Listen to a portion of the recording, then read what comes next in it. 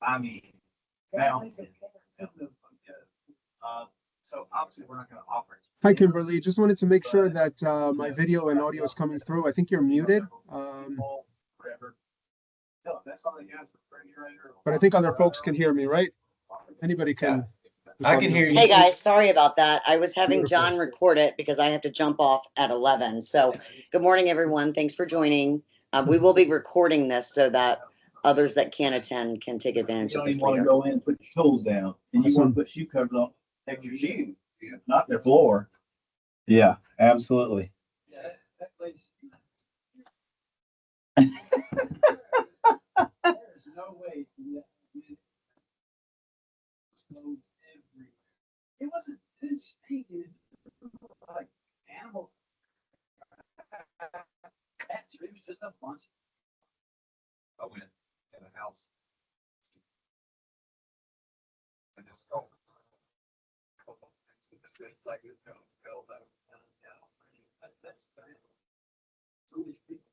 I don't know if this is gonna work, so y'all just hang on for a second.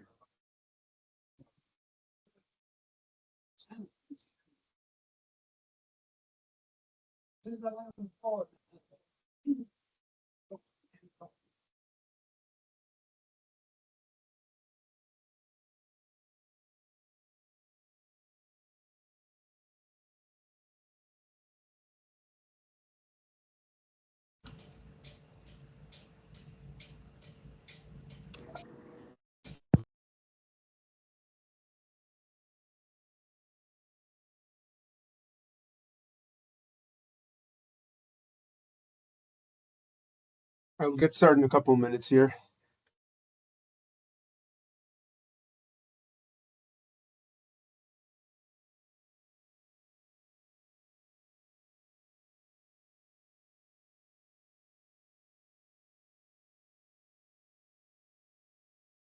Right.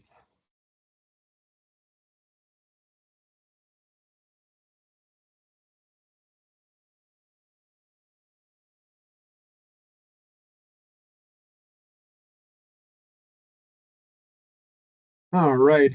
So Kimberly, you're going to be recording this, correct? Just in case other folks want to view it at a later time. Yeah, I'm sorry. I guess you didn't hear me a few minutes ago. Yes, actually, John is recording it because I have to jump off at 11 for another meeting. But yes, we are recording it, and Perfect. we can hear you just fine over here. So thank you for doing this one. Oh, my pleasure. All right, let's go ahead and get started. What I'm going to do right now is very quickly just spotlight myself for everybody. And the reason I'm going to do that is so that everybody can have a full view of my screen, since we're going to be demonstrating some things on the iPad over here for the application. So let me go ahead and spotlight for everybody. And when I do that, just confirm that you can see my full screen, please, on your end. Yes, I can see full screen. Great. All right, beautiful. So that's what I wanted to do, make sure that everybody could see it. And all right, my friends, so let me go ahead and jump on here real quick. You should be able to see me now with the refrigerator behind me. And of course, in a second, we're going to be doing a split view. Everything that I do on this iPad, you're going to see it in real time on your end on this side of the screen, I believe. So that's going to be sort of the format. And of course, we're going to be focusing our attention on this. Move over here a little bit on this particular refrigerator. We're going to diagnose it, find out exactly what's wrong with it. And for that, we're going to use the SmartHQ Service app. All right. So let's go ahead and get started. Again, this is being recorded, so if anybody misses it, they can view it at a later time. So first and foremost, thank you to everyone over at Tribbles for welcoming GE Appliances to this live training event. And thank you all that took the time out of your busy schedule also to join us. All right. So for those of you who don't know me, my name is Juan Morales. I am the Senior Staff Field Application Engineer for SmartHQ Pro at GE Appliances.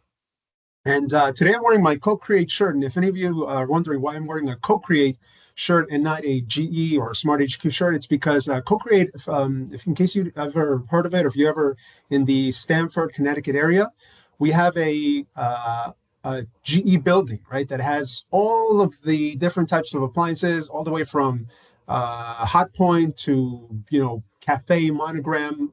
So if you ever heard of a show called KBIS that takes place every year in Las Vegas, they take those displays and they bring them over to Co-Create, and they just build an amazing space where you can come in, just touch and feel and experience what every GE appliance looks like. In addition to that, we also host training classes there, and you can actually build stuff there. They have a maker space where if you have an idea, a design that you want to just build something that you maybe imagine one day, like a tool or a wooden item or metal, they have all that cool stuff over there. So I just wanted to kind of mention that as well. All right, my friends. So today we have a jam-packed session full of lots of information that is going to, again, be related to diagnosing and repairing GE refrigerators, but we're going to leverage the SmartHQ Service application. So everything that you see on my iPad, you are also going to be able to see it on your screen as well. All right, so again, thanks for joining. And what I'm going to start doing right now, first, I'm going to go ahead and share our contact information in case you ever want to reach us. So our contact info is the email address is smarthqservice.support@geappliances.com. Just going to ask everybody if you could, if you don't mind, just putting yourself on mute, just so that in case there's any background noise, it doesn't interfere with the audio I'm streaming through. I'd appreciate that. I forgot to mention that at the beginning. That's actually my fault. Our website is also smarthqpro.com/service. So that's where you can learn a lot of the material that that we're going to cover today. And if you scan that QR code, if you scan the QR code that says "Fix It Like a Pro," that is going to give you access to the upcoming webinars that GE Appliances hosts, independent, of course, from what we're doing today with Tribbles. But we host a monthly webinar where we talk about different products, refrigerators. I think the next one is April 2nd, if I'm not mistaken, and that's going to cover dishwashers. So lots of really good material related to that. And I'll be showing that QR code later on. So if you miss it, don't worry about it. It is going to be back on display in a few minutes, all right? So first and foremost, let's talk about the system itself, because a lot of you out here may already have this tool. Some of you may not have it. And of course, we want to learn about what it is, what it does, and how it can help you fix appliances much, much easier, right? That's the goal here. So the tool itself is quite simple. At the heart of everything is that Bluetooth module that you see right there in the middle of your screen. And of course, the colors can vary, right? The one I have is green, only because marketing made that one for me, just because I kept losing the one that was black color. It was easy for me to misplace it. So they made this green one, so it pops out. But anyway, that's the Bluetooth module. And what you're going to do with that essentially is you're going to connect it to the Ethernet port on the appliance, which is typically located in a very easy to access location. So in case you're wondering, like, all right, I'm new to this, I don't know where the ports are, the RJ45 port is on every GE appliance, how do I find out? Well, on the app itself, there is a document, and I'll show you when I demonstrate the app, but there is a document that shows you where every single port location is, whether it's a washer, dryer, range, refrigerator, PTAC. We even do HVAC units, and I think soon we're going to be doing mini split systems as well. But in that document, we show you where every port location is. So it's relatively easy to find. So once you connect, all right, what you're going to do is you're going to be able to communicate via Bluetooth between your mobile device and the appliance. And that allows you to diagnose without doing any disassembly whatsoever.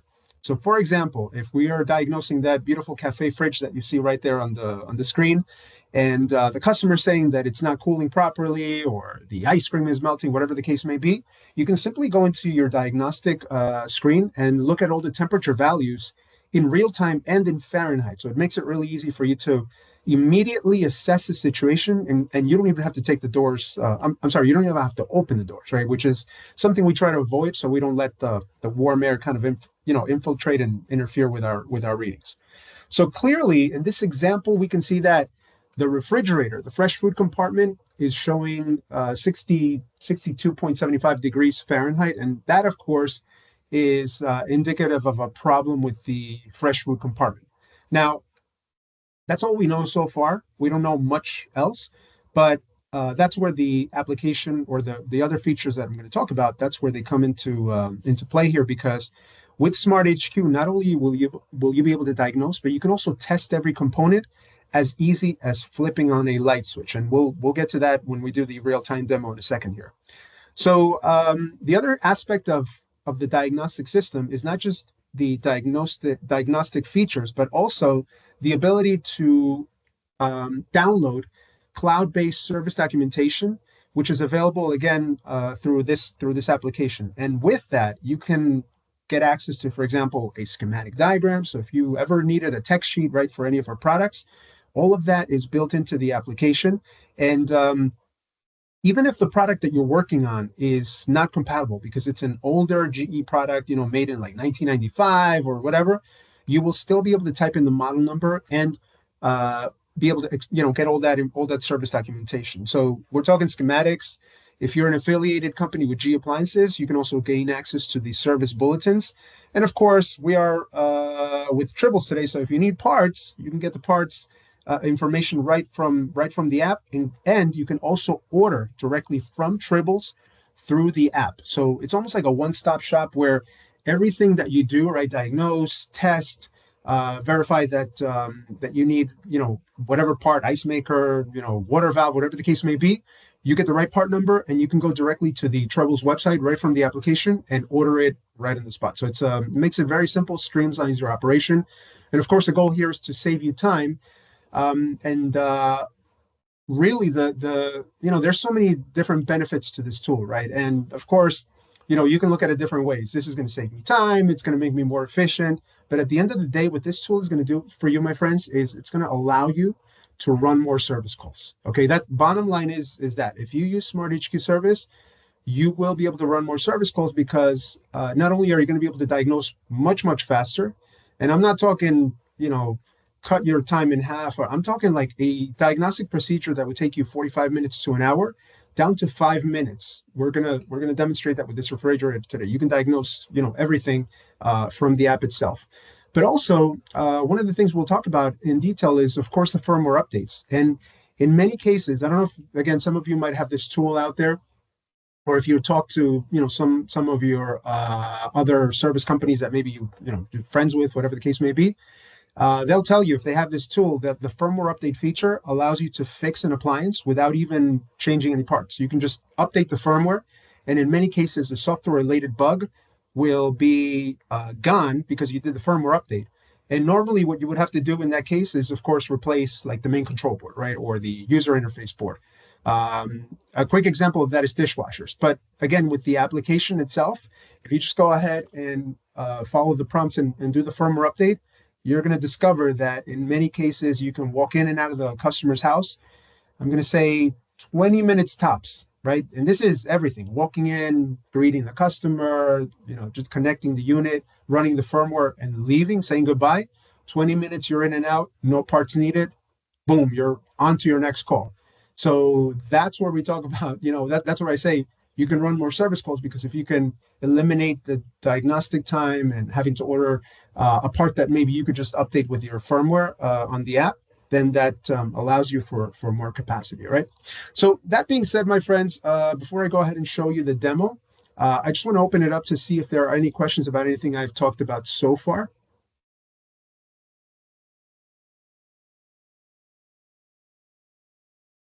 All right. So no questions for now, but again, feel free. This is a very informal session. Don't be afraid to raise your hand. If you want to also on the Teams application, there's a little hand that says raise. If you click that button, you raise your hand, I'll acknowledge, and we'll be able to answer any questions that you may have. Okay. The goal here is for you to be comfortable with the information we share, and go ahead and be able to utilize this tool as well. All right, so let's go back over here to the slide deck that we put together for you. And let me show you, before I actually show you the demo, what it is that you're going to be seeing on the app itself once you open it up, okay? So if you look at the dashboard screen, right, what you actually look at in terms of the appliance is the following. Number one, you get access to the, I'm going to zoom over here, you get access to the firmware updates. So right away, that little red triangle, let me see if I can go ahead and zoom in even closer. Yep. So that little red triangle on top of the firmware update icon button indicates to you that this appliance in particular is in need of a firmware update. So you can go ahead and run it.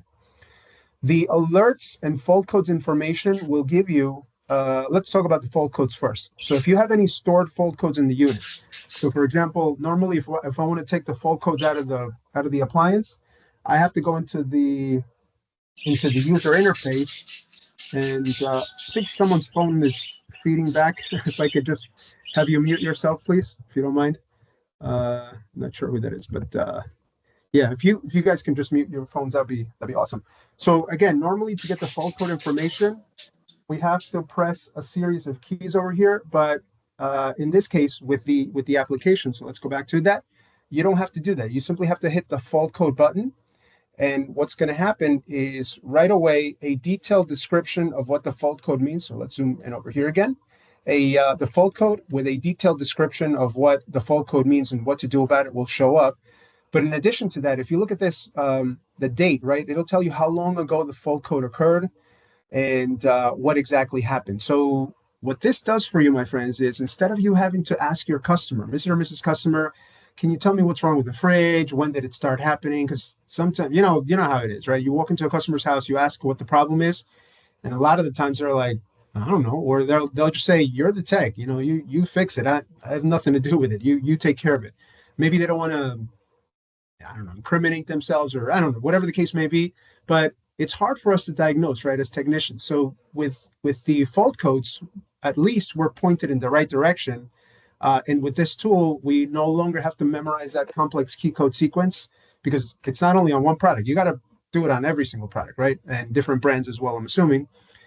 So this tool makes it much easier for you to be able to extract those fault codes and not have to, spend too much time doing that. The other thing is you also, as I mentioned before, you have access to the service documentation, which includes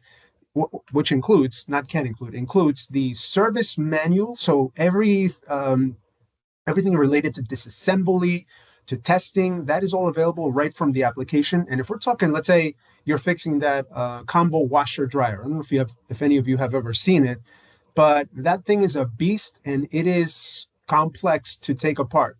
But if you have the service manual, you know all the screws, bolts, all the cables, everything, we'll show you pictures in detail in case you ever have to service it in the event that, it's the first time that you ever service that. The other thing is, my friends, you have access again to the service bulletins if you're an affiliated company with GE appliances. So that's essentially the dashboard screen, as I mentioned before. This is what it's going to look like. So what we're going to do right now is I'm going to go ahead and we're going to diagnose this refrigerator, as I mentioned before, right? Again, this customer called me. We're just, again, role playing that I'm the technician going out to the customer's house. Customer called me that the fridge, for the most part, works, but the fridge compartment is not cooling properly, or at the very least, that's what they're saying, right? The milk is spoiling, or the eggs are going bad, or whatever the case may be. But at this point, I really don't know what's happening. So to give you a better view of what I'm going to do, again, I'm going to share my iPad screen, and you're going to be able to see everything on your end as well. So the first thing that we're going to look at, my friends, is going to be just the overall status of the appliance, right? At the very top, I can see that we have our model and serial number. So, and again, one thing I do want to mention is for time purposes, I've already connected my Bluetooth module to the port, and I've already paired my Bluetooth module to the mobile device, in this case, an iPad. By the way, this app works with both Android and iOS devices, and also most technicians will use a phone. They don't use an iPad. I'm using an iPad because it's bigger, it's easier for you to see. But if you have just a phone, you can use that as well. Again, 90% of the workforce out there that has this tool just uses a regular phone. So again, we see the model serial number, so we know that everything that is on this screen is related to this product and this product only. The other thing that we can see is the manufacture date. We can see that the water filter is expired, right? So we haven't changed the water filter on this. So if you ever see that, you could say, Mr. and Mrs. Customer, it's time to change your water filter. Go to Tribbles, buy a water filter, and you're ready to rock and roll. But then below that, we see our diagnostics, right? And one of the first things I notice is all the way to the right, I see the firmware update icon has a little triangle, which means that I can update the firmware on this appliance.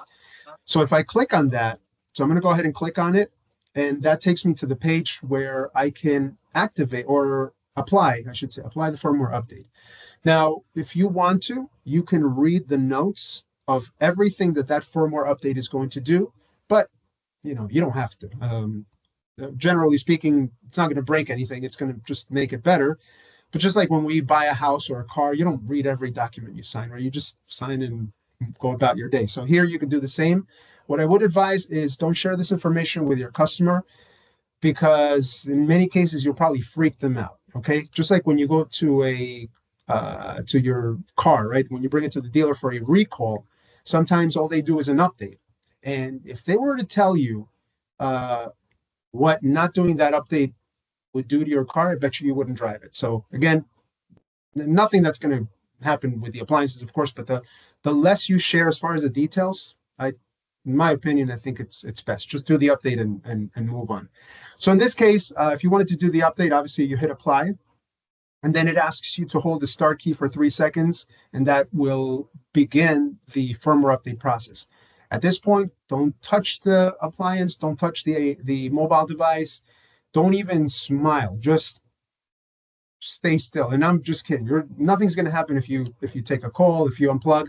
Worst case scenario, you have to start the process again, but we don't want to take a risk and you stop the process in the middle and then something happens to either your iPad or the appliance. So in this case, I'm just going to cancel because I do need this demonstration for future presentations I'm giving. But that's the firmware update section. Okay.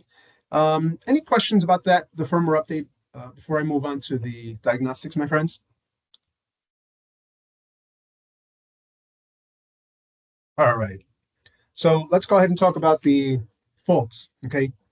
So we see that there's 3 fault codes because the little triangle has a 3 on top of it. So if we click on it, it asks us to agree to these terms. So I can see that there's 3 codes. 3 codes, but only 2 of them are active. And what does that mean? Well, the active codes means that there's truly a problem with the unit. The inactive code means something happened a while back, but it probably fixed itself. So if you look at the first code, it says the freezer door was open 15 minutes or more. So somebody left the door open for 15 minutes, but this happened 4 days ago. So at this point, it's probably not really a problem. Maybe there was a little frost buildup, maybe, some, just in general, maybe some weak cooling, maybe the ice cream melted a little bit, but all in all, they closed the door, it's all good. Now, the 2 fault codes that I see that are active, it says FF fan feedback missing. That's fresh food fan feedback, okay? And then the other one means that the active code, the ice maker thermistor has an error. So these 2 fault codes tell me 2 things. Number 1 is the fan. There's a problem with the fan. And right there's my first clue that the fan is not working. And probably that's why the customer is saying that the fresh food compartment is not cooling properly. And of course, there's another fault code with a thermistor, but that's in the freezer area in the ice maker. So to go even further here, okay, and you notice one thing about what I'm doing right now, I'm not even moving from the spot where I'm at. I'm sitting here and nor am I going to move, but I'm going to be able to diagnose everything that's going on internally. So with the push of a button, we can see, so I'm hitting the upper right-hand button over here. You can see every single thermistor temperature value, and I want you to take a close look at the one at the top, fresh food thermistor. It shows 58.99 degrees, right? So close to 60 degrees. So now I know, again, without even opening the fridge doors or taking a multimeter to measure my thermistor, nothing like that, I know that my fresh food compartment is abnormally warm. Now, the freezer, right below that, it shows minus 8.41 degrees, so freezer's perfect.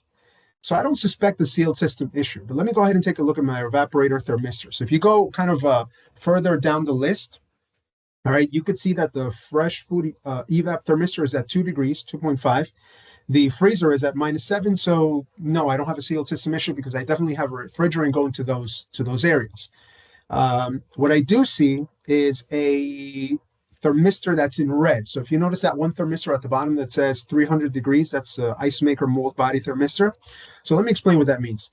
Whenever you see 300, and we're talking about a refrigerator, right? That means, and I don't know why we picked that number. I think it was just an arbitrary number we picked, But if you see 300 in red, it means the thermistor is open. Okay, so it's either unplugged or the cable's cut or the thermistor shot. But in this case, because it's the ice maker mold body thermistor, I'm not too worried about it because this refrigerator has the option for me to place or install a second ice maker in the freezer section. I have not done that. So SmartHQ Service is detecting that thermistor is absent. So it's detecting an open, and it's giving me a heads up saying, hey, you have an open thermistor. But other than that, there's really no problem. Now, if I was to get that reading on any of the other thermistors, whether it's the fresh food compartment, the freezer, the evap thermistors, I got a problem. I gotta replace those, right? I have to change them because obviously there's an issue there. But again, all in all, my friends, this tool allows you to really expedite your diagnostics. So it's going to cut your troubleshooting time drastically, all right? Because right away you can assess the situation, again, without taking the unit out of the point of installation to measure thermistors, or without, one of the things I used to do as a tech, right? I used to open the doors, shoot inside with my infrared thermometer and, try to take a measure of what's going on. But this is extremely accurate. And it's not only, I know today's class is about refrigerators, but if you're looking at maybe temperature, like oven temperatures, right? Or let's say the thermistor in a washing machine or a dishwasher, it can do the exact same thing. And of course, if there's other sensors, it can also diagnose those as well. So let me pause over here again. I like to pause usually because I tend to say a lot of things, and I just want to make sure there's no questions on the line. I see something in the chat, so let's take a look at that. Okay, so Reza, thank you for your question. For sudden power shutdown or any other reason, if an upgrade fails in the middle, how can we reset the appliance to start with the existing firmware? Okay, so that's a great question, right? I think your question is related to firmware updates. What happens if power goes out? Totally possible situation, right? You're doing an update and Murphy's Law, the power just goes. Now, I've tested this tool hundreds of times not just in customers' houses, but also in our lab. And in our lab, particularly, what I've done is I've simulated different situations. One of them has been a power outage. So I had somebody in the middle of the update pull the plug on the appliance and just, kill the process. The result was the update didn't go through and we had to start all over again. I've also had cases where I'll just cut internet right from my mobile device. I'll cut the network signal, or I'll have somebody call me, or I'll call somebody, or I'll go on a website, or just try to mess with the system as much as possible. Like try to do as much interference, right, to see what would happen in case one of those situations occurred. And in every single case, the firmware update simply, well, first of all, if you take a call or if you go on a website or something like that, the upgrade is still going to go through. But in the case of a power failure, the worst case scenario was I had to redo the update. Is it possible that something could happen? Yeah, there's always a possibility, but the chances are, at least from my experience, was zero. And in terms of it happening, we haven't had any recorded cases of a board being damaged by an update. If the board is damaged by an update, or if you think you damaged by an update, the likely reason was that the board itself just needed to be replaced and it wasn't able to be updated. But that's the best answer I can give you, Reza. Thank you for asking that. Any other questions about this or anything else I've talked about? Hello, yes, sir. I have a question. Mm-hmm. The question is, what will happen once you fix that fault code? Are we still looking in the device that in the history, or it will clear by its own?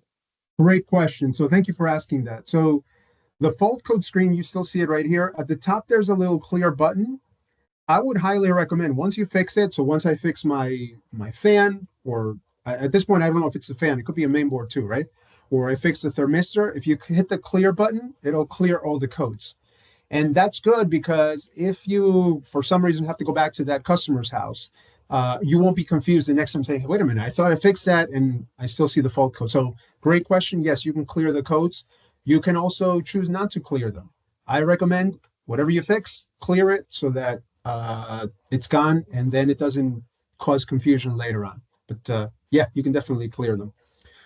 All right, my friends, let me go ahead and move on here. I'll show you one more thing on the diagnostic section, which is the alerts. And the alerts button, okay, so we're going to hit that little yellow, I know it's hard for you to see, but the yellow button. And this tells me two alerts. One of them is that the fresh food and freezer compartments have detected warm temperature. But look at the one at the bottom. It says no ice complaints and the ice maker is off. So what the alert section is essentially almost like a heads up for you, right? It's almost telling you, hey, Mr. or Mrs. Technician, before you do anything, read these alerts because it might prevent you from doing unnecessary work. So in the case of the ice maker, right, I might be getting a complaint from my customer that the ice maker is not working, but the reality of it is the ice maker function is simply turned off. And if that's turned off, of course, the ice maker is not going to work. So this will kind of give you the heads up. So if, sometimes in the rush of things, right, we tend to overlook the simplest things and we just go ahead and replace the ice maker, replace the main board, whatever. And all it was just a setting. So it prevents you from doing that unnecessary work. The other thing is, if we're talking, let's say, about a dishwasher, right? I know that probably every single one of you on this call right now has experienced at some point a customer complaint about a dishwasher leaving the dishes dirty or wet. And in many cases, the reason for that is not because the dishwasher is broken, but because they're using the express cycle that doesn't clean the dishes that well, and of course, never dries them. So if that's what's happening in your alert information, right, on the iPad, it's going to tell, or whatever mobile device you're using, it is going to tell you, Mr. or Mrs. Technician, take a look at the cycle history because this customer is only using the express cycle and they might be complaining about wet or dirty dishes before you touch anything else. So again, it takes sort of some of the guesswork or some of the thinking that you have to put into place. It takes that out of the equation so that it allows you to concentrate on the actual fixing of the unit. So that's essentially the diagnostic section right there that I wanted to show you. And let me now go ahead and find out why this refrigerator is 58 or 59 degrees, whatever the case may be. Okay. So, and again, if there's any questions, feel free to just chime in or raise your hand or type it in the chat. So what I'm going to do right now is I'm going to go ahead and click the diagnostic button, which is that diagnostic feature, which is that magnifying glass. And here you can see I have a list of items that I can go to. I can go to my cycle history, which is going to give me a history of how the appliance has been utilized. In other words, how many times the door has been open, how many minutes. It will also tell me my temperature values over the last, I'm going to say about 7 to 9 days or so from the minute I plug in. If I go further down is where I see my operate loads and my diagnostic tests. And these are the tests that are going to allow me to test components individually as easy as it would be for me to turn on a light switch on and off. All right. So first thing we're going to do is we're going to put the unit into service mode. And to do that, I'm going to go ahead and click the the operate loads button. So if you look down, it's the third one from the bottom, operate loads. And that takes me to this screen that allows me to activate my fans, my heaters, my cooling system, dispenser, ice maker, everything. But in this case, instead of me going to the user interface and pressing some key code sequence, right, and then watching some flashlights and all that stuff, all I'm going to do, and I'll demonstrate by opening the door here, all I'm going to do is I'm going to press let's see if we can see it there. Yep. So we're going to press the enter service mode button and watch how the lights shut off. Okay, so I just entered service mode. And the reason I wanted to show you the lights turn off is because when you enter service mode, you basically deactivate everything on the fridge and everything that you do is controlled from your mobile device.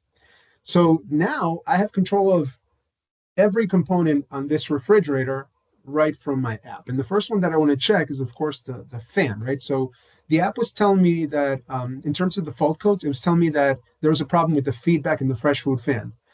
But, I could replace the fan, but what if it's a main board or what if it's something else? So what I'm going to do here is I'm going to go ahead and activate every single fan on just to make sure that all the fans work by pressing the all fans on button. So we're going to go ahead and do that. Boop. And now every single fan is is working, all right?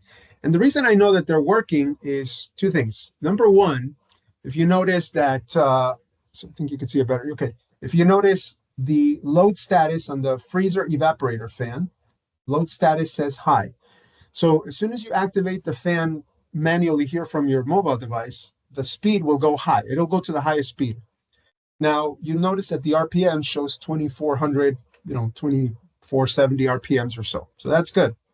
My condenser fan is also running at high speed, but it's a little bit slower because it's a condenser fan. I guess it's a larger. It's 1,500 RPMs. Now, take a look at the fresh food evaporator fan. Even though I asked the main control board to send it power to run, and it is because it's showing high as a status, look at my RPMs, 0. So the fact that I see 0 RPMs tells me this: the fan is not able to spin and send the feedback signal back to the main control board to tell it that it's in operation. So now here's where I begin to think: is it my fan or is it my main board that's causing it, or is it both? Well, in this case, it is 100% the fan, and the reason for that is because the load status changed from off to high, right? And we can prove that by turning that individual fan off. So I'm going to go ahead and turn it off. And I'm going to run it again. But in this case, I'm going to run it at, let's vary things a little bit. Let's run it at medium speed.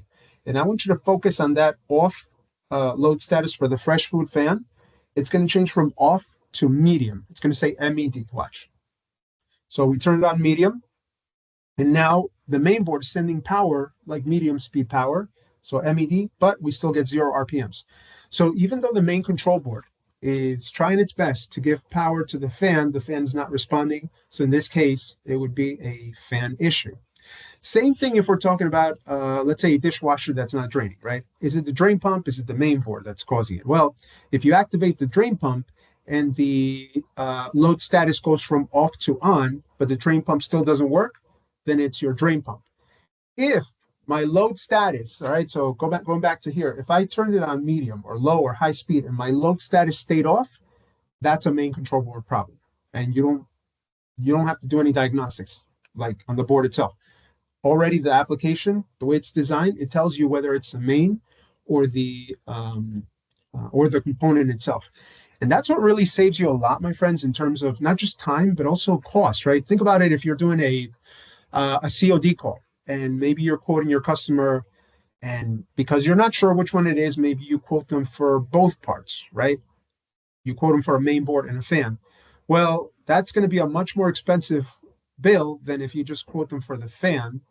And what this tool allows you to do is also to be more competitive in that regard, because you have the assurance, right, based on the diagnostics of the tool, that you only need one part or the other, so you can be more competitive with your prices. And that builds loyalty, right? Customers always are going to want the best price, right, naturally, but they also want good quality, right? They still want you to fix it. They don't want you to just charge them cheap and not take care of it. So if you can lower your cost for the customer and still fix it the same way that you would have, that'll build loyalty for you, right? Keep repair business, good ratings, everything else that goes behind that. Okay. So that being said, my friends, this was an important part of the presentation. So yeah, question, please. Yep.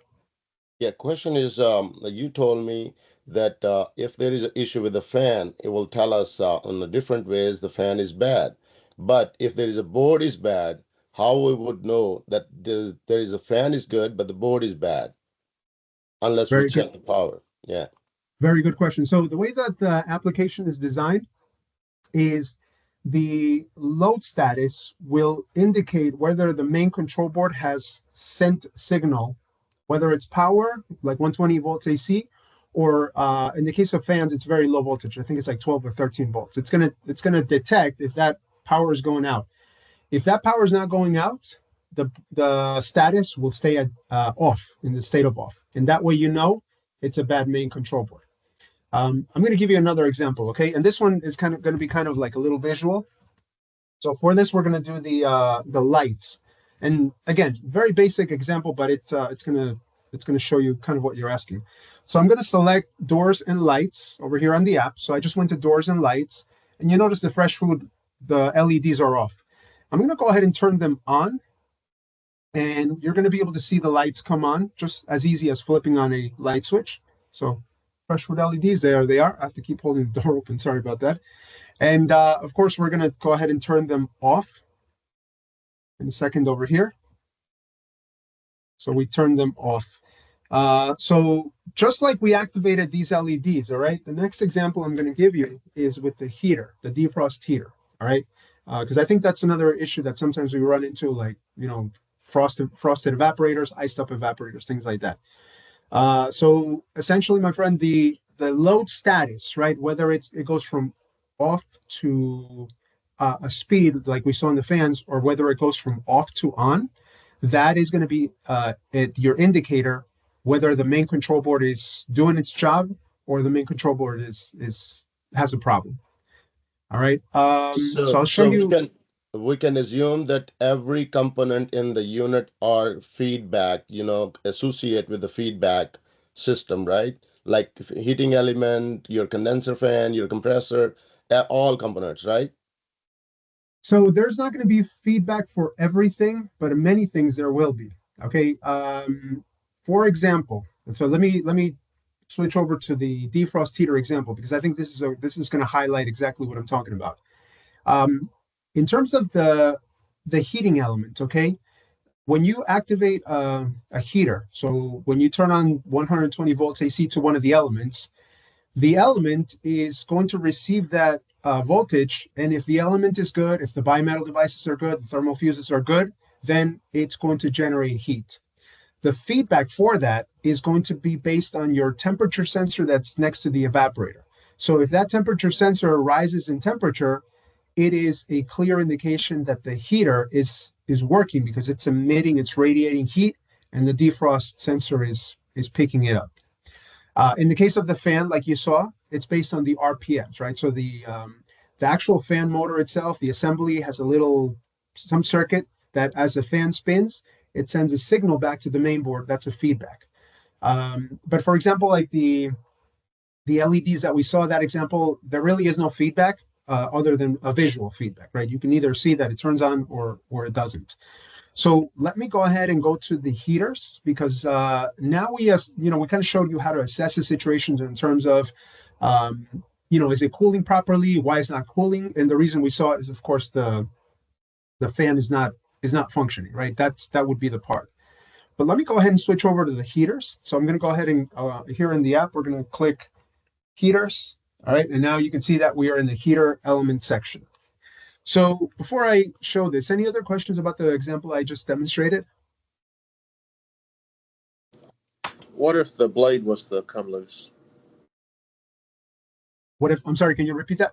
What if the blade on the fan motor, the blade had come loose? It's still showing a load to it, still showing it turning, but we're not getting the air moving. Physical, yeah. So if the blade were to come loose physically, but the motor part still spins, you will get an RPM. You will get an RPM reading, okay? Because the blade is independent from like the motor assembly. Now, in this case, what I would highly recommend is open the door and put your hand by the vent. Obviously, you're going to probably hear some rattling, right? If the blade falls off. But if you put your hand by the vent, you will feel the air coming out as well. So there's various ways that you can do it. But that's a great question. To answer your question, you will get RPMs because the blade is independent from the feedback circuit, I'm going to call it, in terms of the fan motor. Let me go ahead and show you all the defrost heaters, because I think this is one of the most awesome examples that I can think of in terms of diagnosing a defrost issue. Now, most of us, right? I don't speak for myself. This is how I used to diagnose a defrost issue. I would go to put the unit in service mode, maybe activate the heater, maybe go to the main control board, check for voltage coming out of the board, open the evaporator cover, check for resistance across the heating element. And that way, based on all of those tests, I could determine whether my defrost issue was as a result of a bad heating element or a bad main board, or if I wanted to also check the thermistor, I could check the thermistor, the evaporator thermistor, and that would tell me, if the thermistor is bad. But with this function right here that I'm going to show you, the defrost heater function, in just a matter of a couple minutes, I am going to be able to tell if the defrost heater is working. So for that, let me go ahead and look at my temperatures again. So we're going to drop the watch box here. And we can see that the freezer evaporator thermistor is at 4.95 degrees. So it's relatively cold, right? It's 4 point something degrees. What I want to do right now is I'm going to activate just the freezer defrost heater. So we're going to go freezer defrost heater on. And we are going to, let me go on this side so you can see it better. Freezer defrost heater on. And we are going to look at two things. Number one, we're going to look at the load status. So I want it to go from off to on, meaning the board sending power to the defrost heater. And then the second thing I want to see a rise in temperature. Okay, that freezer evaporator, I want to see that temperature go up in a couple of minutes, because if it does, then that means my freezer defrost heater is radiating heat. The main board is sending power. The heater is, full circuit is good, and all is well. Obviously, if we don't see a change, there's a problem. Now, you notice one thing also. So let me just exit service mode over here. I want to just kind of go back in case some of you missed where I was, because we're going to go from the beginning, how we got to this point. Okay. So from the dashboard screen over here to get to the tests that I'm showing you, you're going to go to diagnostic features. Then we are going to go to operate loads. And then we are going to enter service mode. And again, the way we enter service mode is just press the button. And what happens is you'll hear kind of like the whole refrigerator just sort of shut down. Now, when I go to my heater section, again, we're in the freezer defrost heater. I can see the temperature right now dropped to 2.2 degrees, I guess because the refrigerant is flowing through the system.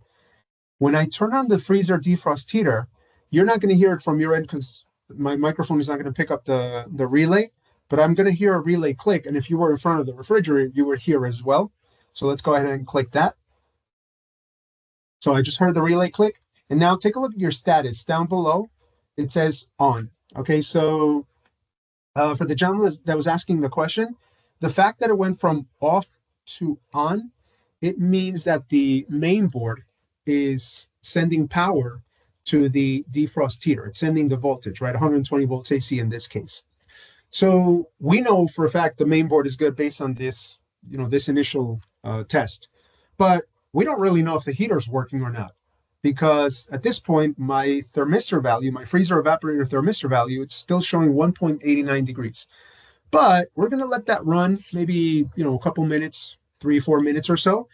And when this happens, or when the time passes, what I should see, if the heater is good, if all the circuits are good, the thermal, fuse, bimetal, whatever is in line with that circuit, right? Because it's a series circuit, then I should see a rise in temperature.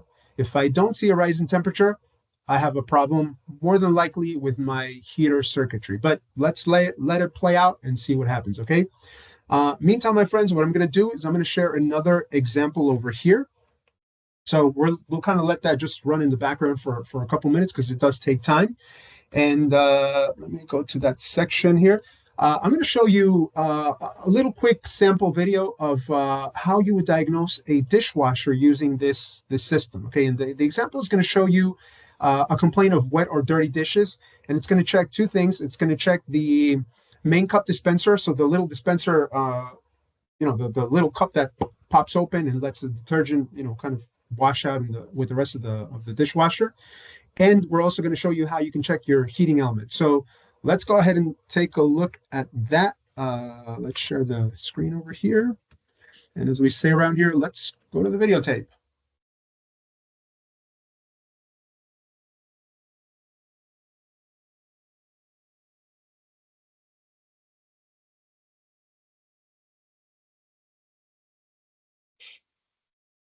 There's no audio. No audio? Oh boy. Well, I don't hear any audio. I don't know about everybody else. Yeah. I don't hear anything. Nope. No audio? Yeah, I don't hear anything either. How about now? No. Nothing? Okay, No, so I'm just nothing, I'm nothing. just gonna speak to it, okay? So in this case, you press operate loads, you press main cup dispenser, and in 1 second, that bad boy is going to open up. Boom, there it is. It takes, I mean, it's super fast, right?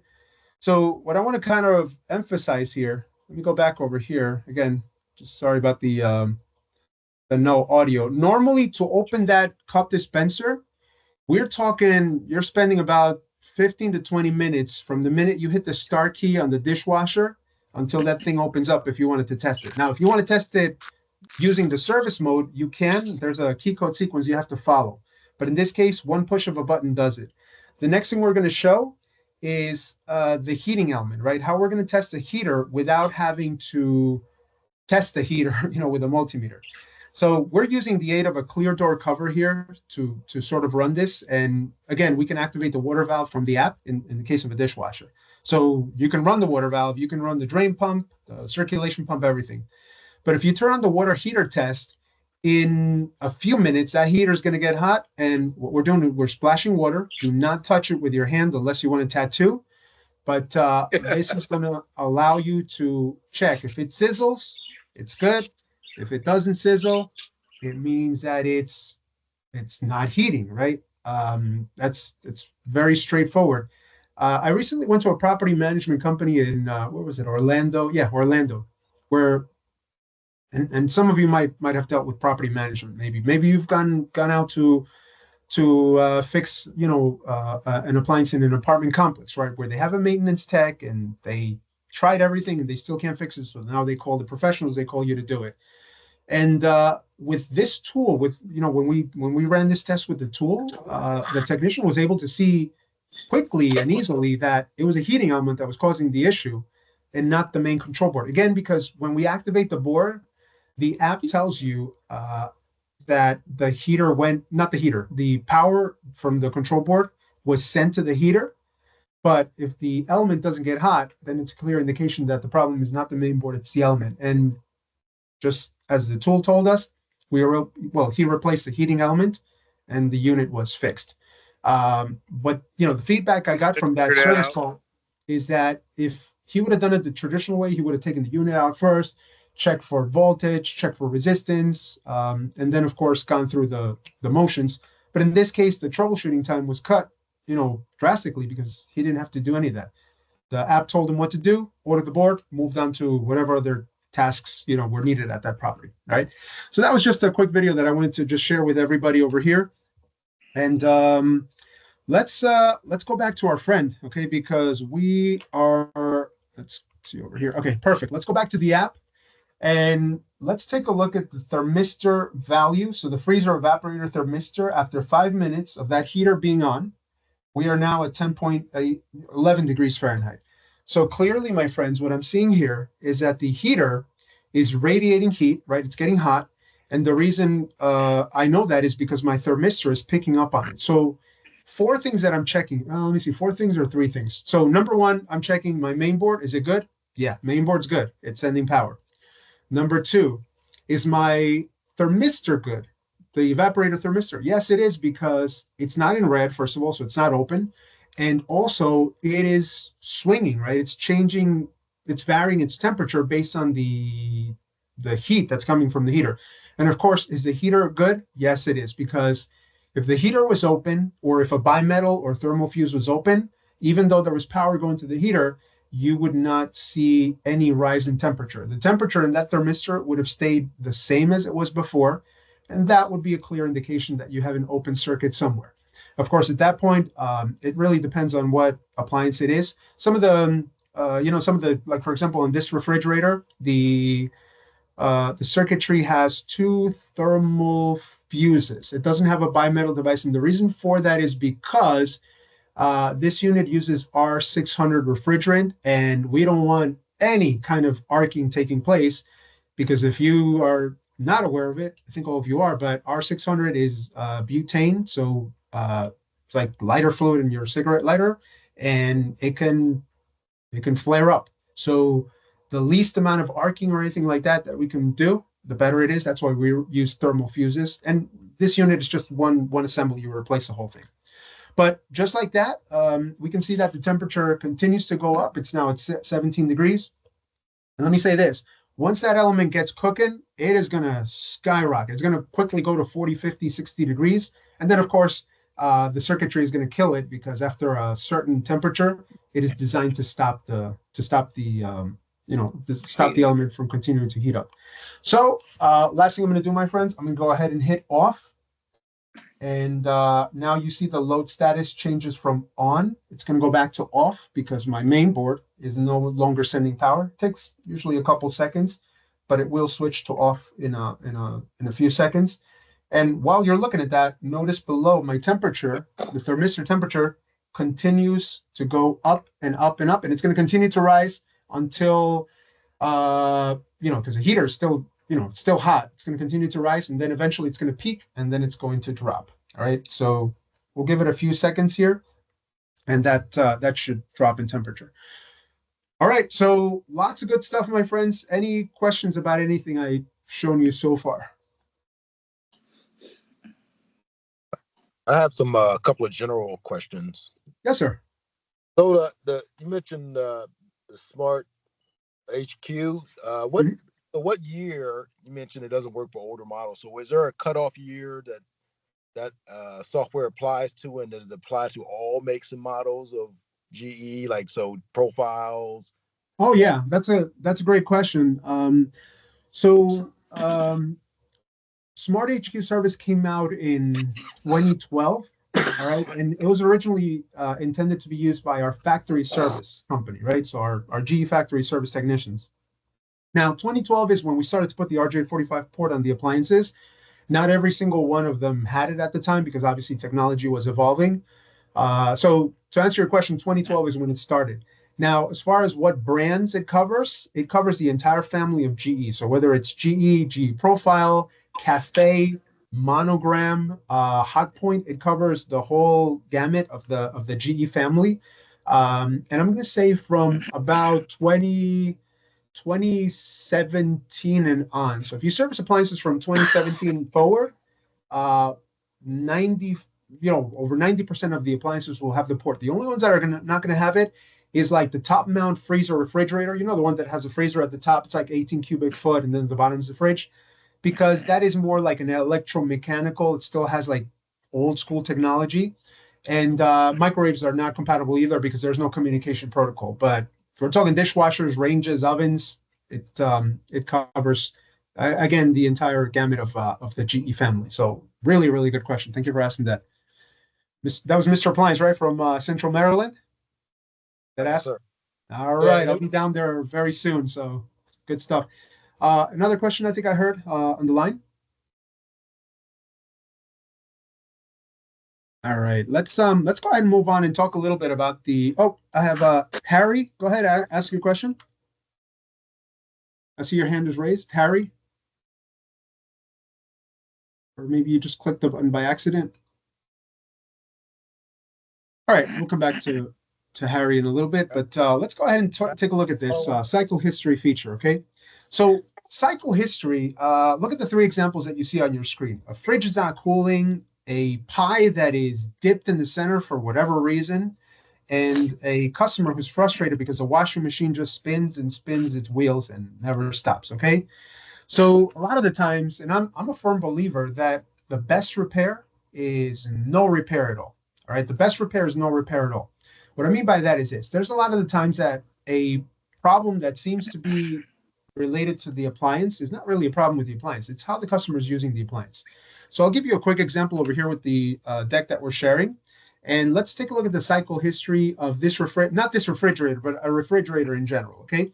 With SmartHQ Service, you can see, as soon as you plug into the appliance, you can see the fresh food, for example, here, the fresh food max temperature over the course of, again, 7 to 9 days. You can see the evaporator temperatures. And again, the reason we want to see this is because we want to know if the temperature is going up, down, left, right, in circles, whatever it's doing, right? But in addition to your temperatures, you can also see the number of door openings. So how many times the customer has opened the door and how long they've left it open for. And I'll tell you what, my kids do this all the time. They can grab a cheese stick or something, and instead of shutting this door fully, they leave it like that. Now, if you notice, there's a little gap right now, you can see the light, that door is open. And then if I leave it open like that the whole day, the temperature is going to change inside. And of course, I might get frost buildup or just things can happen. So close the door, right? But you can't tell a customer that they haven't closed the door. They're going to tell you they closed it, but with the app, you'll be able to see that. You'll also be able to see when the defrost heater kicked in. So if we zoom in over here a little bit closer, you can see that in this case, the fresh food door has been opened for 5 minutes, exactly 4 days, 3 hours ago. And at the same time, my defrost heater, the fresh food defrost heater, went on for 16 minutes. And if somebody has their phone turned on, if you could just mute yourself, please. Let me see if I could do it manually from here. Just because we're hearing some feedback, my friends. I just want to make sure that everybody can hear it clearly. All right, let me go back over here. Okay, so going back to this, you can see that the defrost heater kicked in. Now, I'm not a numbers guy. I like, more graphs and visuals. So you can actually click that graph button and graph your data for a simpler view. And if you noticed, the temperature here, so let's zoom in, has spiked up to 65 degrees and 48 degrees, I guess, on the fresh food evaporator and the fresh food compartment. Now, overall, the temperature has been 37, 32 degrees, 38. So it's been okay. But the reason why it did that is if we look down here, look at your 5 minutes of door opening time and 16 minutes of defrost heater on time. So those times right there that the defrost heater kicked in and the door was left open, and I guess that was a coincidence, really. That's what caused the temperature. You can see right here, 65 and 48 degrees. That is what caused the temperature to spike up. And in this case, it's not really an issue with the refrigerator.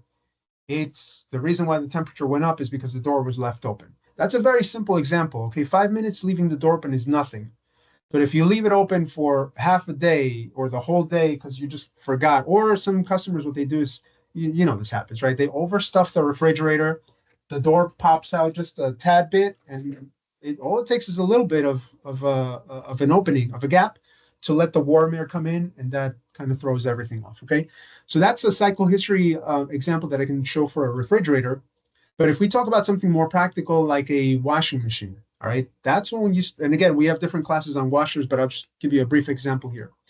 If you look at the cycle history on your application for a washing machine, one of the things that you can see is which cycle the customer selected, and if the cycle went out of balance during the period that the cycle ran. So 2 things here. Number one, you can tell if the customer is ever turning that knob in the washing machine to delicates, to bedding, to towels, to heavy duty, whatever the case may be. Or you can also see in your cycle history if that customer has the quick wash setting in every single one of the times they've used it. And I've seen this happen. I get complaints of a customer, with a machine that's going out of balance. And then, we go there and we're like, hey, what's wrong with the unit? Oh, this machine, it's either shaking excessively or it's taking forever to finish the load.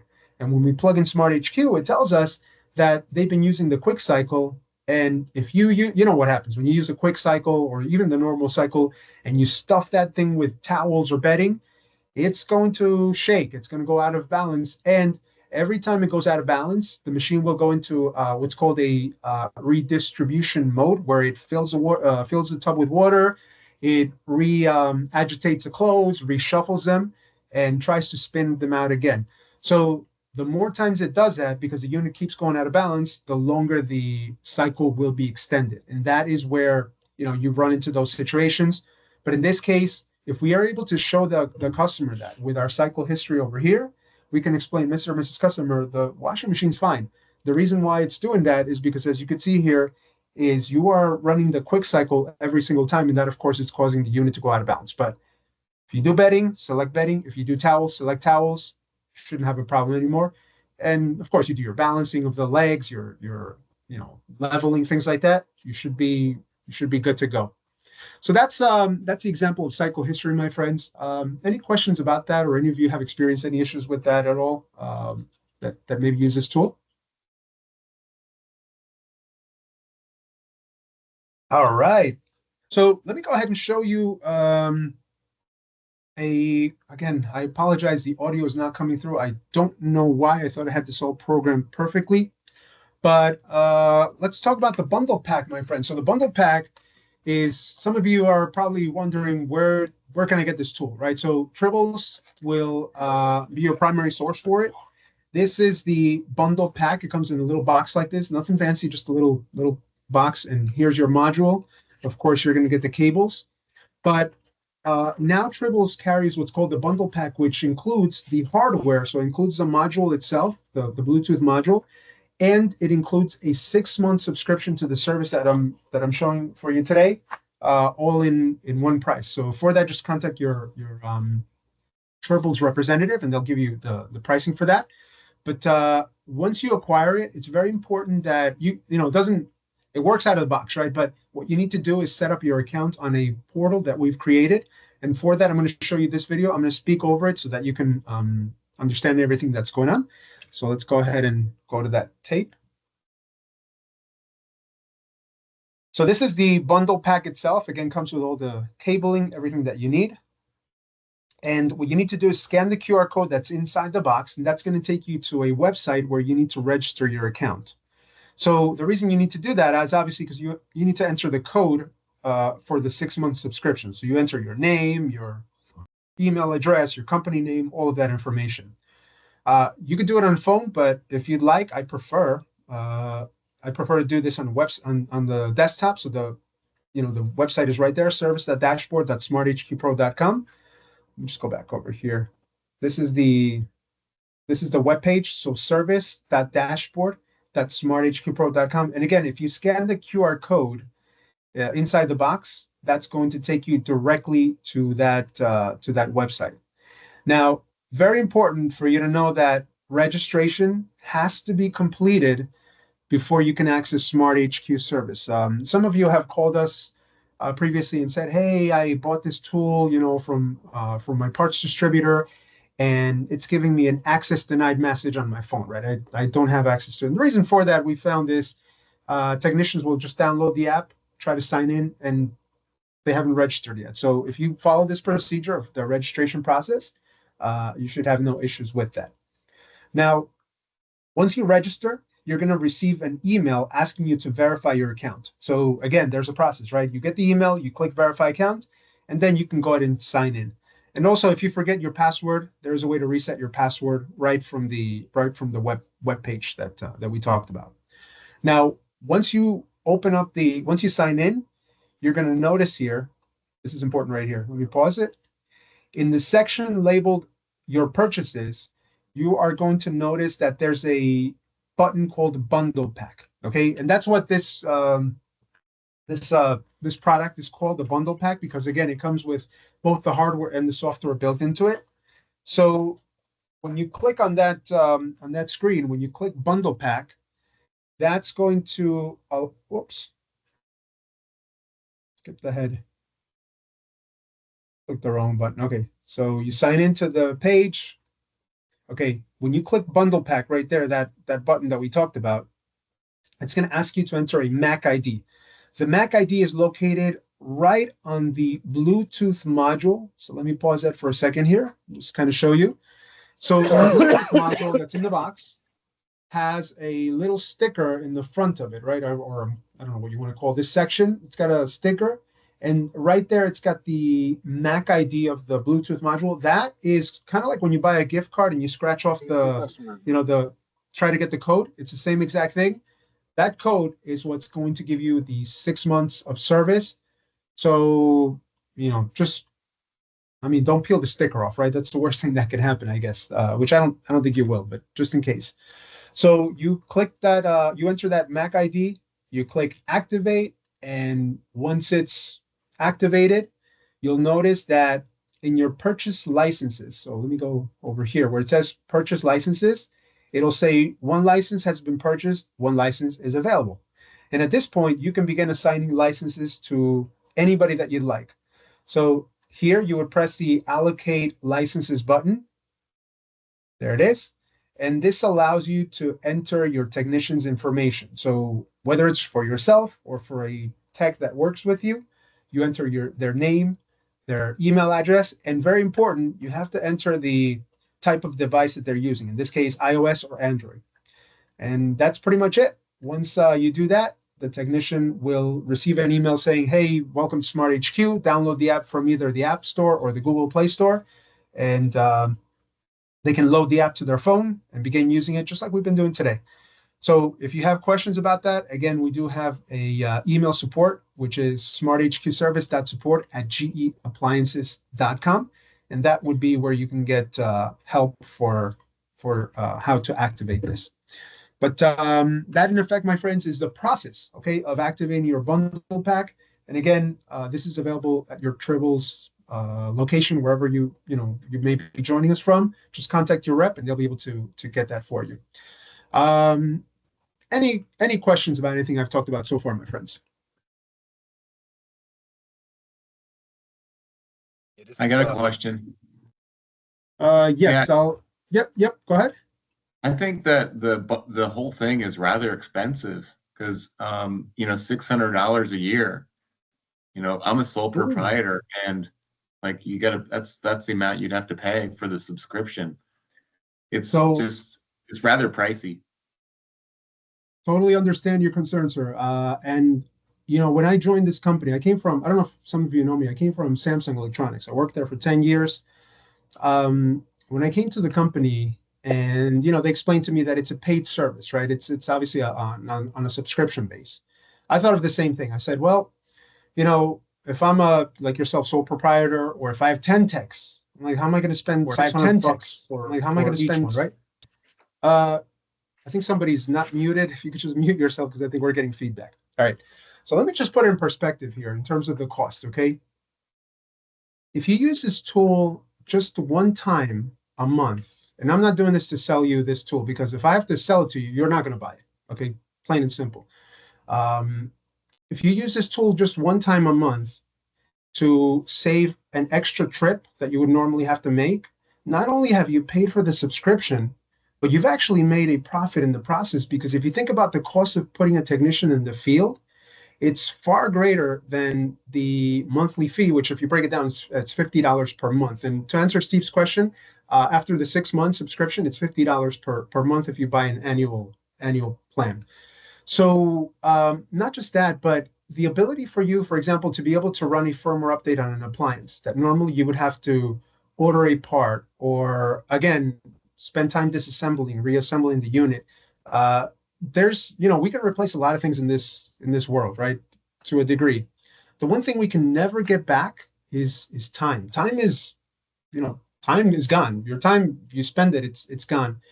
So, in terms of the cost, we have actually built some ROI calculators, that we could share. I don't have them available with me today, but in terms of the cost, we have found that if you use this tool, even, sparingly, it pays for itself within just the first few uses, right? In terms of the time that you save, the part savings, and of course, being able to run more service calls, because that opens, again, saving time opens capacity for more service calls.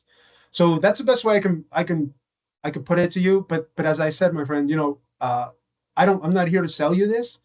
But if I have to sell it to you, if I need to force to sell it, you're not going to buy it, because you won't see the value.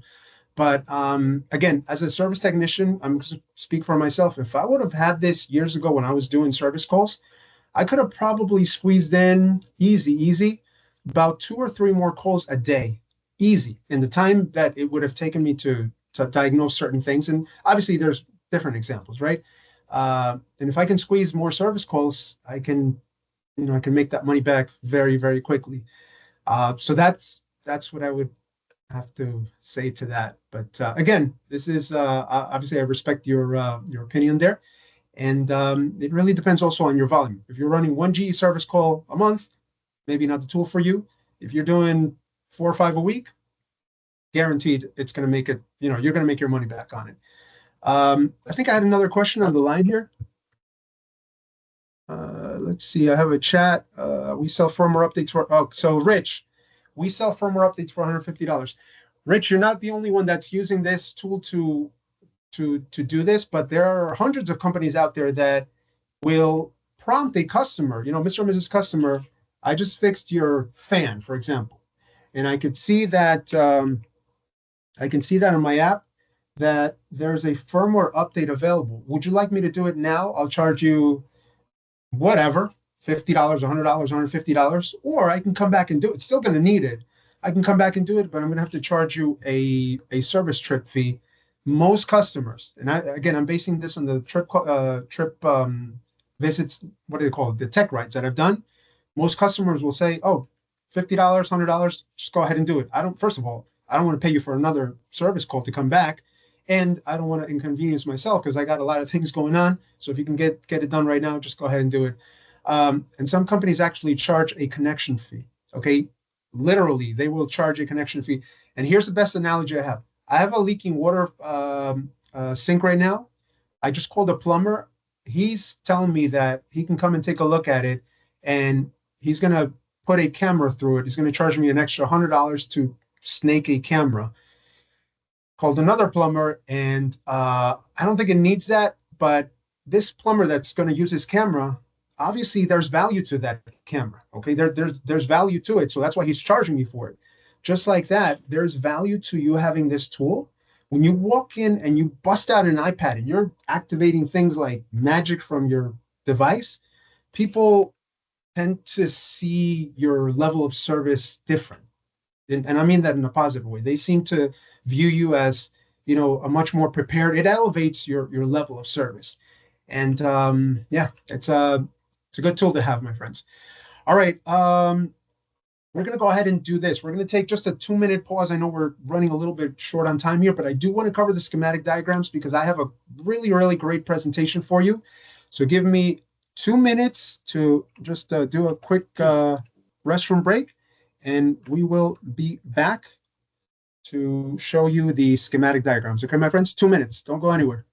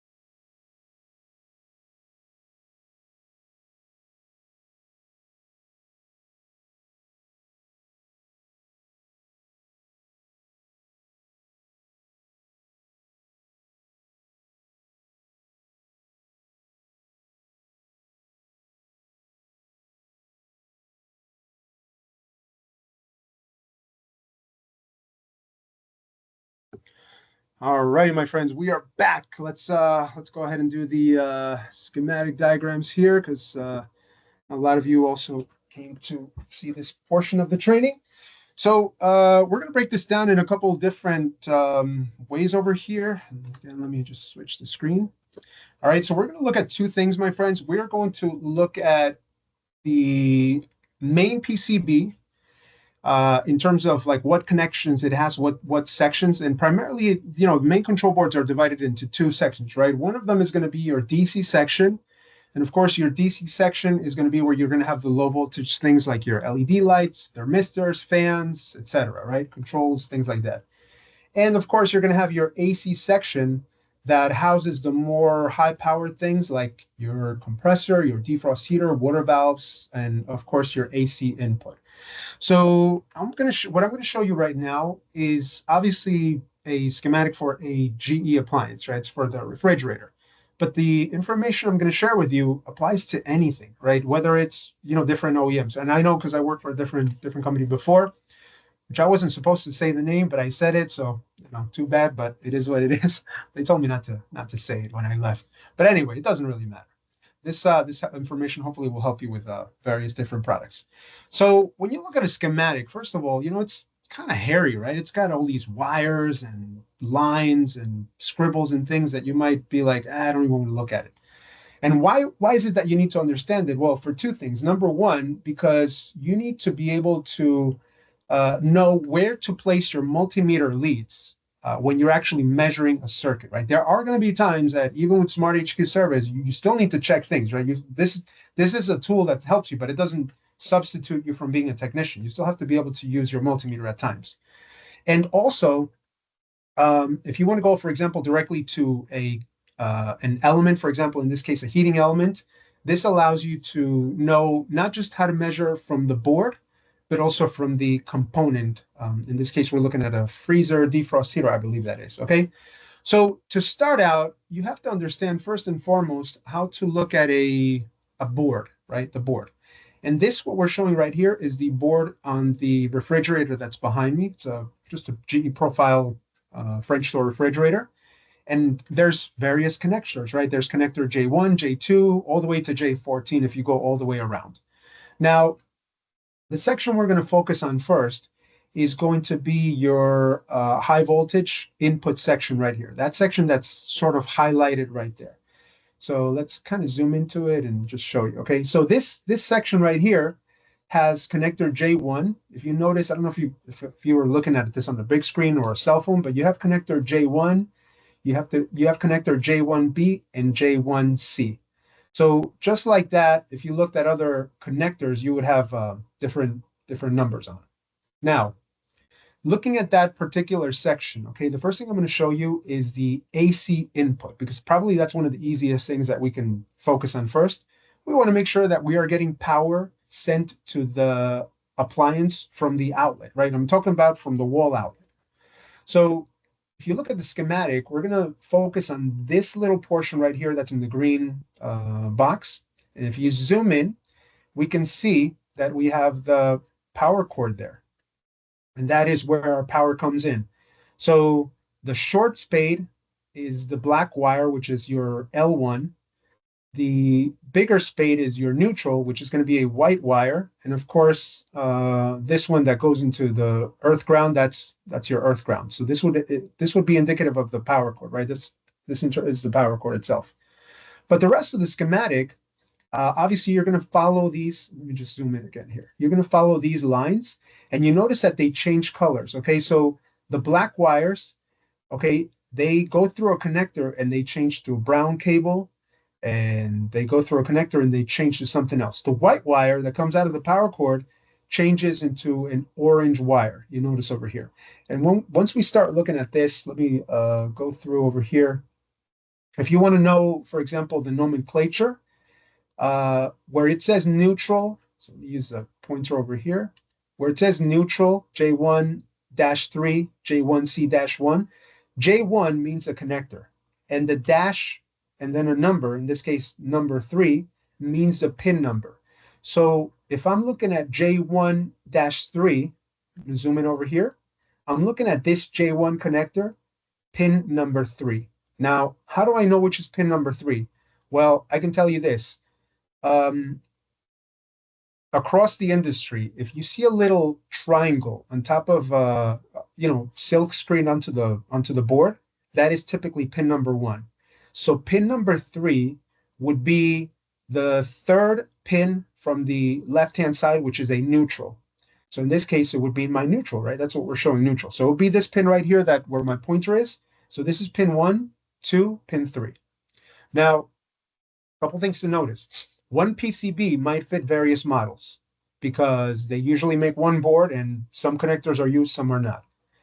Again, some connectors may not be utilized. That's normal. Pin 1, we just mentioned, is sometimes labeled with an arrow. And what's nice is that sometimes they silk screen the description onto the PCB. So if we zoom in over here, we can see that pin 1 is neutral, pin 2 is earth ground, Pin 3 is neutral. Then we have the defrost heater, the compressor, and L1. Now, that being said, let's go ahead and check our power cord and see how AC comes in. So this is the outlet, obviously, you know that. And if we look at, if we zoom in over here, we can see that the shorter spade, this is going to be our line, and the longer spade is going to be our neutral. And of course, the bottom, that little mouth, is going to be the earth ground. So if we follow the schematic diagram, we notice that we have 3 color wires. We have an orange, a brown, and then a green with a yellow. It's kind of like a green-yellow wire, right? It's mixed color. Now, if we take a look at that in terms of following the schematic diagram, you notice that Model A, and I'll explain why I said Model A. Model A has the earth ground wire going directly to connector J1 pin number 2, which is ground. It also has the orange wire going to connector J1 pin number 3, and then it has the line wire, which turns from black to a brown wire, into L1, which is connector J1 pin number 1, 2, 3, 4, 5, 6. And if I zoom in over here and look at the schematic, take a look at my earth ground, right? Model A is the side on the, I'm going to say the side on the left, where it says earth ground J1-2. And if we go over here, you notice that earth ground goes to J1 pin number 2. Now, my neutral goes to pin number 3, so let's see if that's true. So neutral, J1 pin number 3, and then line goes to J1 pin number 6. So that's the brown wire, and if we look at my diagram over here, whoops, you can see that it's J1 pin number 6 over here. So that is why I say Model A, because unfortunately, again, this schematic can be used for various models. We do have a Model B right in here as well. Model B would be, instead of using the connector numbers on the left side, we're going to use the ones on the right. And in this case, we introduce J1C and J1B to the equation. So let's zoom out over here and let's look at Model B. Model B does not use connector J1. It uses connector J1B and J1C. And in this case, it uses for earth ground, it uses, so let's look at that, J1 pin, J1B pin 1. So this is J1B right here. Let's zoom in, J1B, and pin number 1 is the earth ground. Your line, in other words, your power, is your 120, that's your brown wire. That's J1B pin number 4, because it's 1, 2, 3, 4. And then for your neutral, you're going to J1C pin number 1. And if we go back over here, we can see that that's true. So neutral, J1C pin number 1. Line is J1B pin number 4. Earth ground, J1B pin number 1. And again, this is, we're going through it relatively quick, but this is how you would follow this based on the schematic, where you would place your multimeter leads. Now, unfortunately, this is not going to look pretty like this in the field, okay? Like it is right now, clean.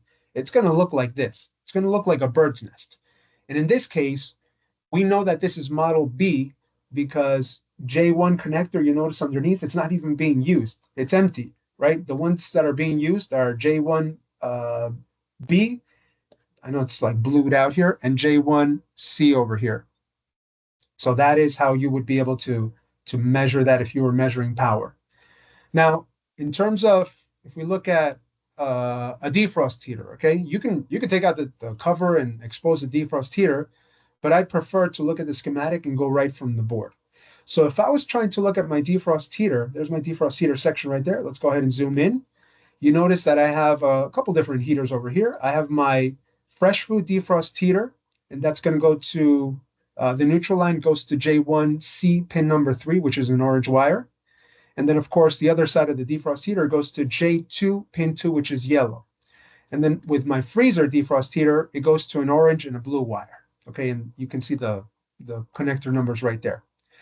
But let's go ahead and take a look at the, so I think we know what a heater, this is this little kind of square wave that represents the heater in our schematics. And of course, we show the ohms value as well. And this little squiggly line right here with circles represents a thermal fuse that will pop open if the temperature exceeds 171 degrees. So in terms of measuring, let's say my fresh food defrost heater, based on the schematic diagram, I know I have to go to an orange and a yellow wire. And if you follow those, okay, the schematic diagram tells me that my neutral line goes to J1C pin number 3 and J2 pin number 2. So let's slide on over here. Let's go to J1C. Yeah, J1C pin number 3 is my neutral. So here's J1C with the orange wire, and that's pin number 3. And J2, so here we introduce another connector, okay? J2 pin number 2. That would be my orange and my yellow wire. And of course, if we look at the freezer defrost heater, so the freezer defrost heater, we're going to look at an orange and a blue wire, and those go to J1C pin number 2 for my neutral. Again, I'm going to zoom in over here. J1C pin number 2 from that's my orange wire, and J1 connector J1 pin number 4 for my other side, which is going to be the blue wire. But that is on model A. And the reason why it's on model A is because take a look at this. Model B is going to be J1B-2 for the blue wire. So model A uses J1 and model B uses a different connector, J1B pin number 2. And in this case, of course, again, it's not going to look pretty like that. You're going to have a whole mess of wires, just like we're looking up here. And based on what this picture looks like, I'm looking at model B because connector J1 is not utilized. So both of these examples would be model B. I know I'm going through this quickly, my friends, but any questions about what I've shown you so far here? Yes, Donald, question? So Juan, do you leave the connectors connected when you want to do the metering with a load in it, or do you disconnect? That's a great question. Do you leave the connectors plugged into the board, or do you unplug them? It depends. If you're measuring resistance, Donald, you want to definitely unplug them and measure at the connector. And the reason for that is you don't want to introduce board resistance, right? Because what you're doing, if you're measuring ohms, you're measuring the entire wire harness all the way to the component. You want to definitely disconnect. So great question. I love that question. Disconnect it from the board and measure at the wires. If you're measuring voltage, plug in the wires because you want to have a load attached to it, and then check for voltage coming out of the board to make sure that's pumping out 120 volts AC.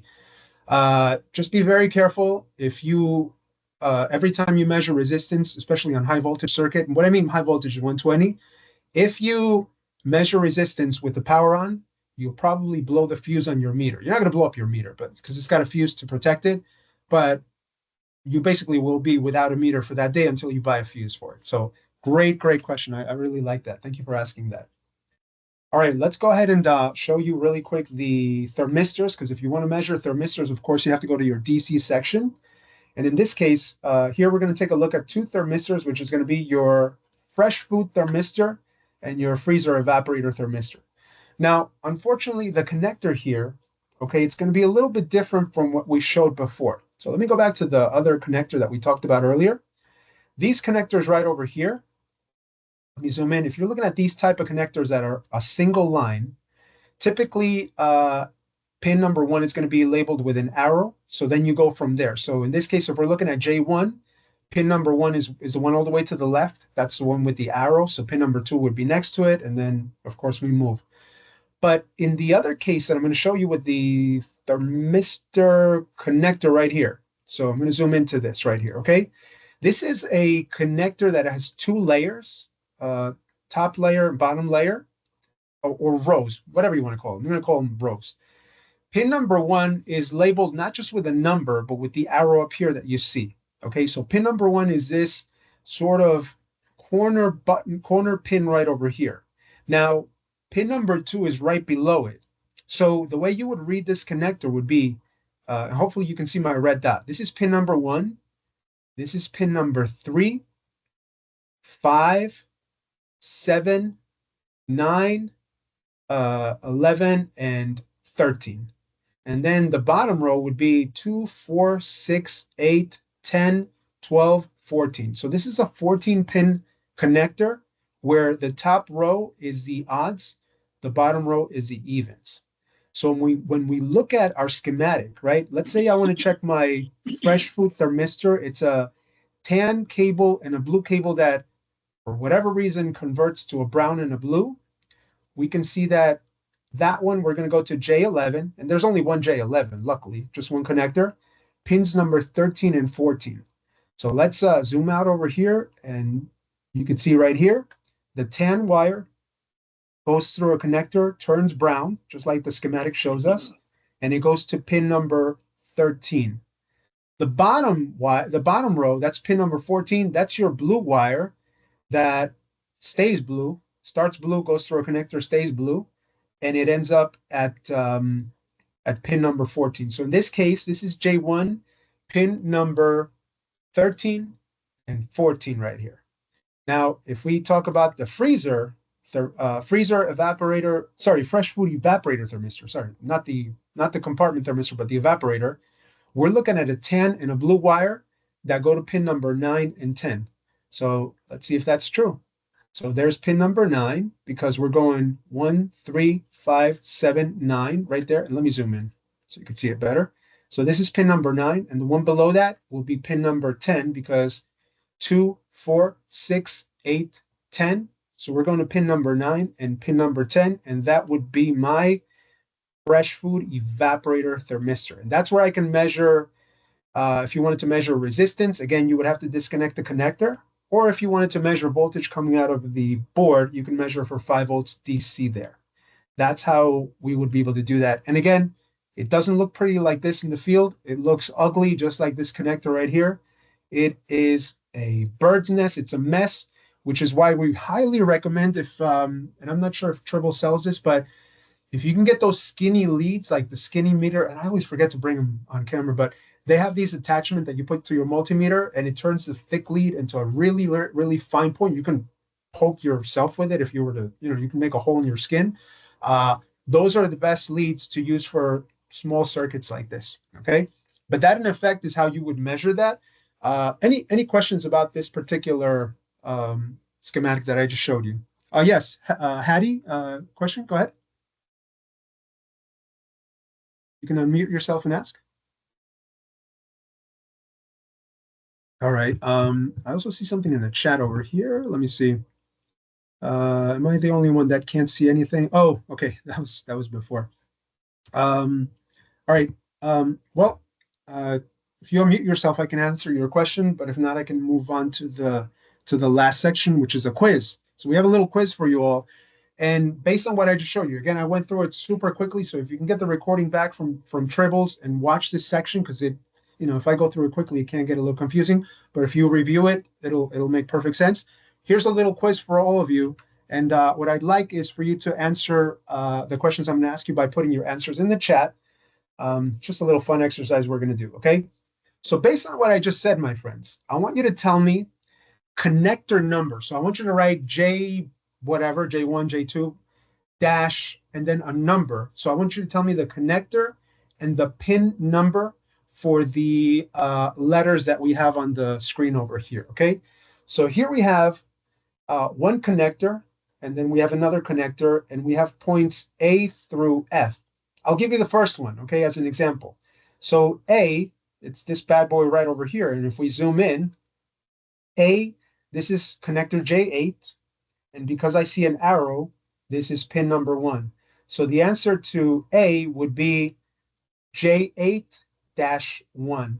Take a moment to answer B through F, and I'll give you a couple seconds to put it in the chat.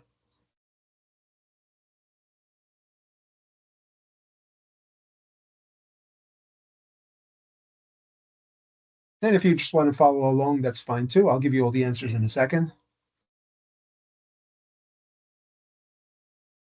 Donald, did you have a question? I see your hand up in the meantime. Oh, you're muted, Donald.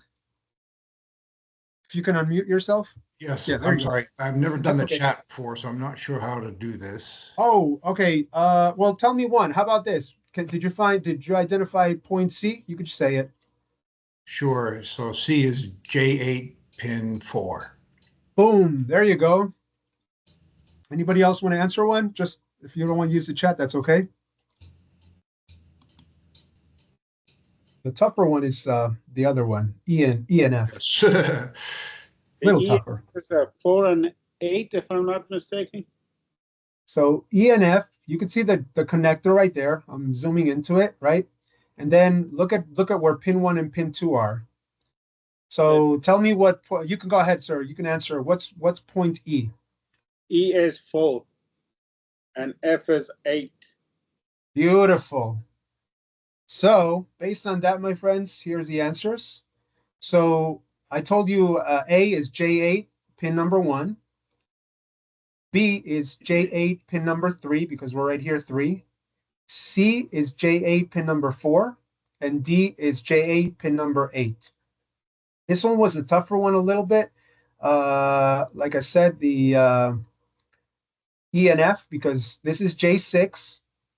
And you see the numbers there, 1 and 2, but J6 pin number 4 because it's 2, then 4. And then J6 pin number 8 for F because it's 2, 4, 6, 8. So, this is not easy, right? It's like you have to learn it once, but once you learn it, you never forget about it. So in this particular case, that's an easy exercise. But what you've actually done here, believe it or not only have you identified the test points, if you had to measure this, but inadvertently, you've actually identified the test points for the fans. So in this case, I took these as examples. These would be where you would measure your fan voltage for the freezer evaporator. So connector J8 pins 1 to 3, that'll give you your DC voltage for the fan.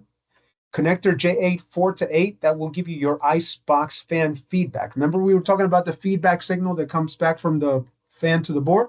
That's how you would measure it, just with those 2 test points.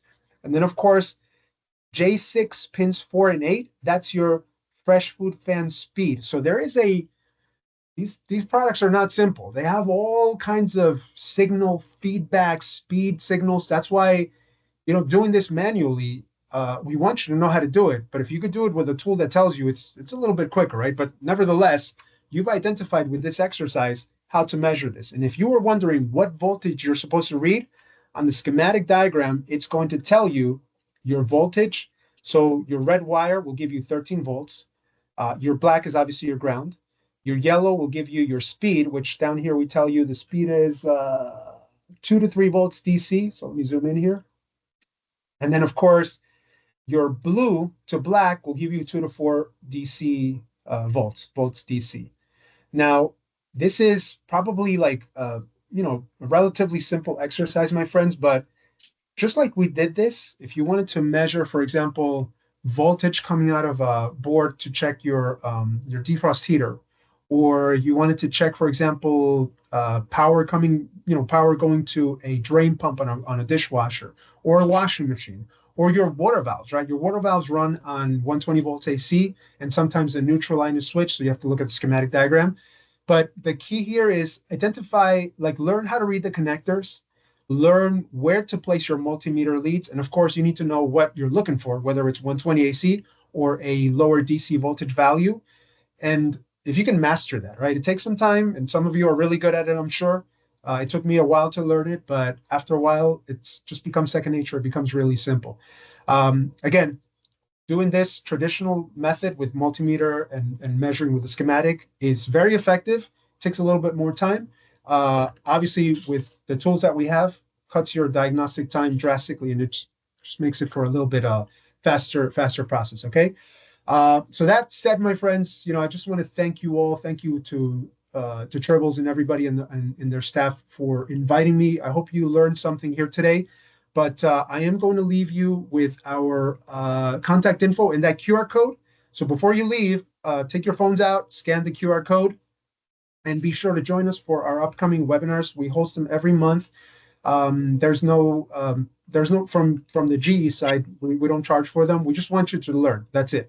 And we do dishwashers, washing machines, everything.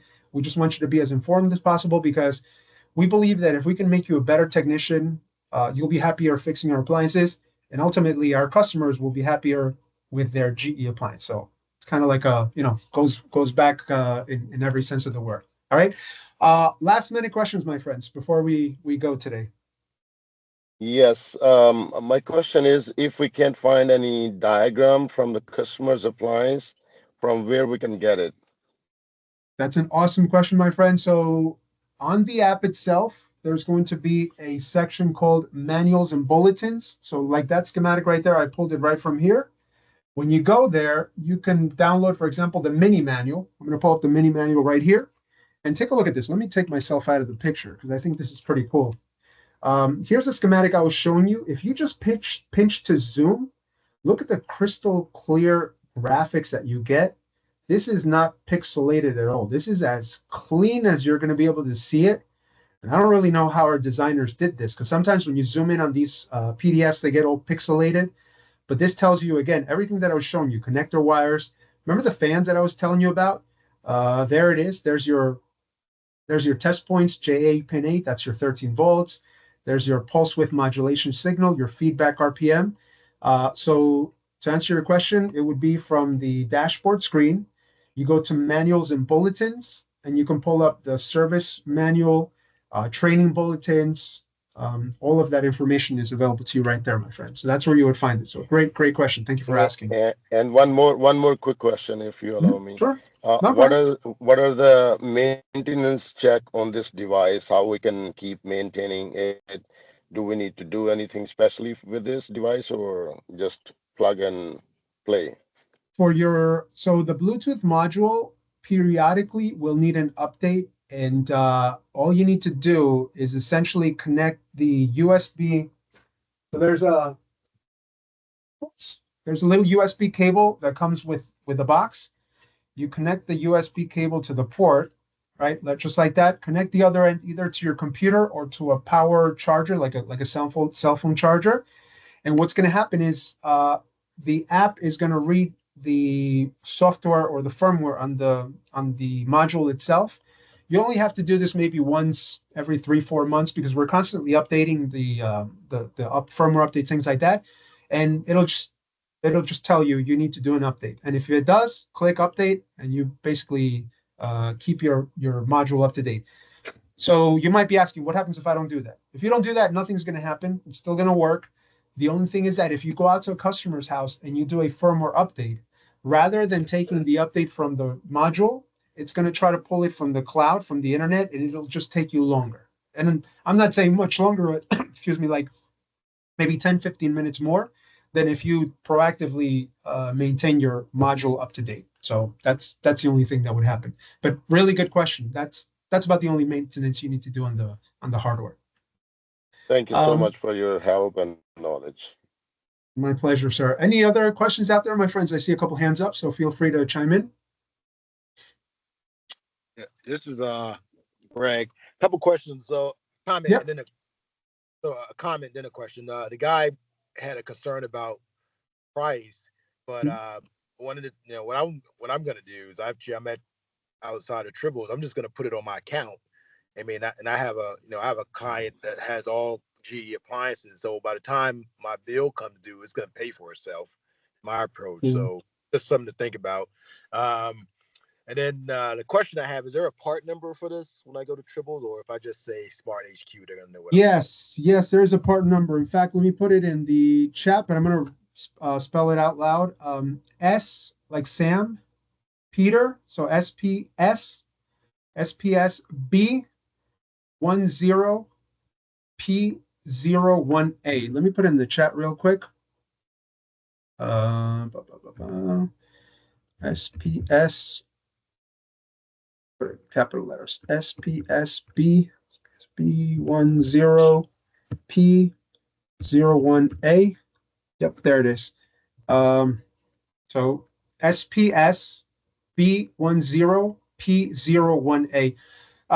To make it very simple, Tribbles will know exactly what this is. Ask for the bundle pack, the SmartHQ Service bundle pack. You can buy just the hardware itself. For example, like me, I lost my module one time at a customer's house. I had to get it replaced. I mean, I didn't have to buy it. I work for the company, right? But if you lose yours, you'll have to buy it. You can buy just the module. But if you don't have the system at all and you want to get started, the best way is get the bundle pack because it comes with a subscription. It's very easy to set up once you get to your computer. So if you ask Tribbles for the bundle pack, they will know exactly what you're talking about. All right. But thanks for asking that. Any other questions about that or anything else?